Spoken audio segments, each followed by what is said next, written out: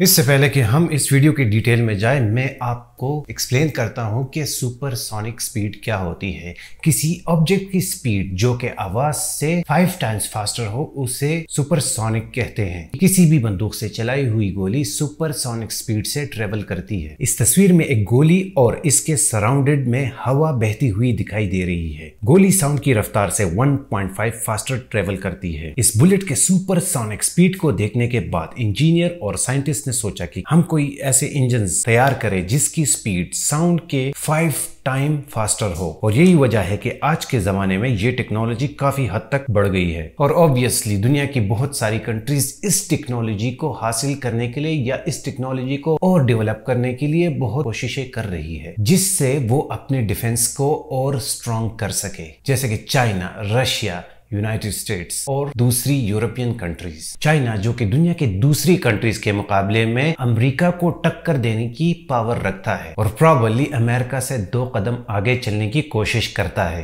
तो इस सिनेरियो को लेकर चाइना भी हाइपरसोनिक टेक्नोलॉजी को बनाने या इसको और डेवलप करने की कोशिश कर रहा है। And this is the main purpose of my video. Recently एक चाइनीज साइंटिस्ट जो कि 2000 में यूके माइग्रेट हुआ था। रिसेंटली एक चाइनीज फिजिसिस्ट डियोंग ने यूके की एक फेमस लेबोरेटरी एडनबर्ग हाइपरसोनिक से रिजाइन कर दिया और रिजाइन करने के बाद बीजिंग की एक हाइपरसोनिक लेबोरेटरी को ज्वाइन कर लिया। ब्रिटेन में 20 साल गुजारने वाले इस चाइनीज फिजिसिस्ट को सुपर फास्ट हाइपरसोनिक टेक्नोलॉजी के सारे सीक्रेट के बारे में पता था। जिंग का चाइना की लैब में शामिल होने का मकसद हाइपरसोनिक गाड़ियों को ज्यादा से ज्यादा एफिशिएंट बनाने वाली टीम को लीड करना था। 2000 की दिहाई में जियांग ब्रिटेन की एक लैब डेर्सबेरी में एज अ कंप्यूटेशनल साइंटिस्ट काम करने आए थे। जियांग को एडनबर्ग की एक यूनिवर्सिटी में चेयर प्रोफेसर अपॉइंट किया गया, जो कि एक हाईएस्ट एकेडमिक रैंक था। इन 20 सालों में जियांग ने कंप्यूटेशनल स्टडीज और थ्योरेटिकल की मदद से मल्टी स्केल और मल्टी फिजिकल स्लो को समझने की कोशिश की, जो कि एरोस्पेस और एनर्जी प्रोडक्शन के लिए बहुत ही जरूरी था। इस दौरान जियांग ने गैस डायनामिक्स के नए मॉड्यूल्स और मेथड्स पर काम किया, स्पेशली गैस डायनामिक और मल्टी स्केल फ्लूइड मैकेनिक्स पर काम किया, क्योंकि इसका मकसद ऐसी हाइपरसोनिक गाड़ियां तैयार करना था जो हाई लेवल टेम्परेचर और प्रेशर को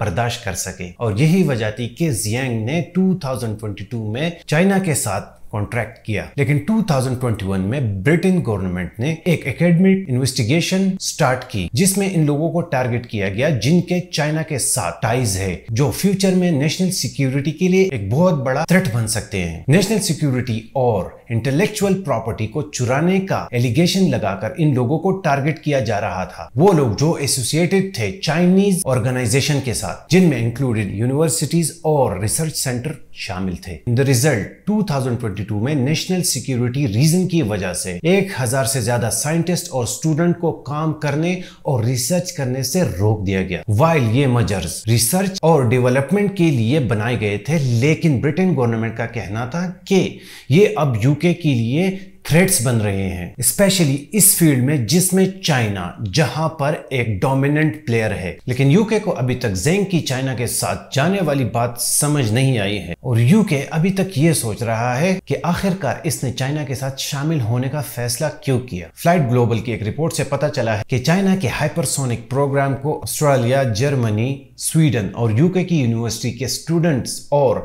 एक्सपर्ट्स की कोलैबोरेशन की वजह से बहुत बड़ी हेल्प मिली है। चाइना का हार्बन इंस्टीट्यूट ऑफ टेक्नोलॉजी और national institute of defence China में हाइपरसोनिक गाड़ियों की डेवलपमेंट में एक बड़ा रोल अदा करता है और ये दोनों institute Chinese People's Liberation Army के साथ बहुत क्लोज काम करते हैं। तो आपको क्या लगता है कि चाइना इस डिकेड के एंड में अमेरिका और दूसरी वेस्टर्न कंट्रीज को छोड़ के सुपर पावर बन सकता है? Feel free to write your expression in the comments box below. And China versus America microchip war की वीडियो देखने के लिए यहाँ पे क्लिक करें।